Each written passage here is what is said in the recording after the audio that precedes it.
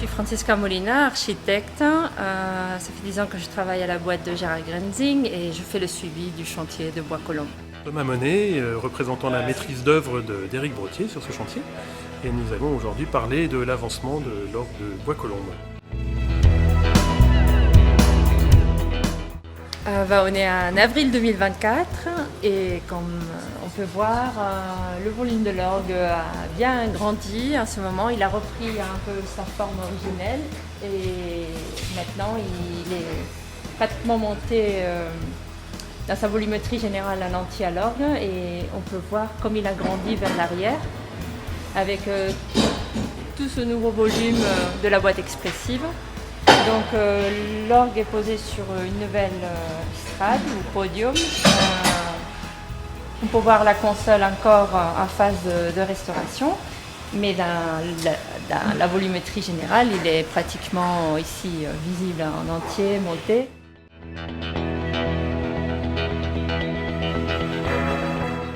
Alors nous nous trouvons dans le soubassement de l'orgue, une partie que le public ne verra absolument pas et qui nous permet de voir les éléments neufs de la mécanique puisque l'orgue va retrouver une mécanique et donc la transmission du mouvement de la touche sous le doigt de l'organiste jusqu'au sommier qui supporte les tuyaux va se faire mécaniquement. Alors là on voit notamment un abrégé qui est tout neuf, les vergettes qui sont en place et qui ne sont pas encore entièrement reliées à la console mais qui n'attendent que ça. Et puis on peut voir aussi, et c'est très intéressant, au milieu de tout cet environnement neuf, les éléments subsistants de l'orgue ancien, notamment la structure des réservoirs, les réservoirs qui ont été restaurés, et puis aussi ce qui permet d'alimenter ces réservoirs, c'est-à-dire la turbine, qui est toute neuve, qui vient d'être posée et qui va permettre de fournir le vent à l'instrument. Donc nous sommes au-dessus du sommet de Grand Orgue qui va accueillir bientôt les tuyaux de ce plan sonore, de ce clavier. Et nous voyons notamment ce qui ne se verra bientôt plus, c'est-à-dire les registres, les règles qui coulissent lorsque l'organiste tire un jeu à la console. Le mouvement est reproduit dans l'orgue en faisant coulisser ces règles qui viennent se synchroniser avec les trous pratiqués dans le sommier lui-même et vont permettre d'alimenter les tuyaux qui sont placés au-dessus.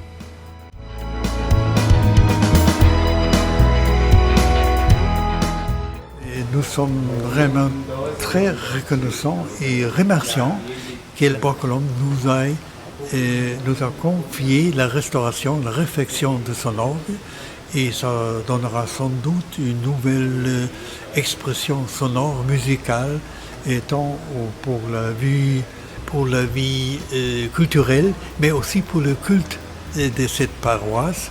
Et nous sommes en plein travail maintenant, pour le refaire. Et nous sommes très confiants que ça, à la fin, ça donnera une belle orgue qui donnera une nouvelle expression musicale, sonore de votre ville.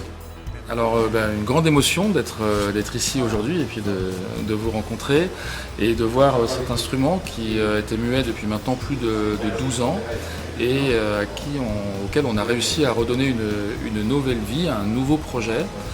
Parce qu'en fait, il ne s'agit pas d'une restauration, mais d'une reconstruction sur la base des éléments anciens de l'instrument. Vous avez par exemple ici la console, dont le meuble va être conservé, le buffet qui va être conservé, il va être agrandi, mais sa forme et son allure demeurent, ainsi que la majeure partie des tuyaux qui étaient en bon état. L'instrument va grossir, mais autour du noyau historique de l'instrument. Et c'est ce qui en fait une nouvelle création à partir d'un instrument ancien. Oui, on garde le même esprit, mais quand même on peut les comprendre, enrichir, et à la fin ça donnera un instrument plus valable pour notre temps, mais qui respecte toujours son histoire.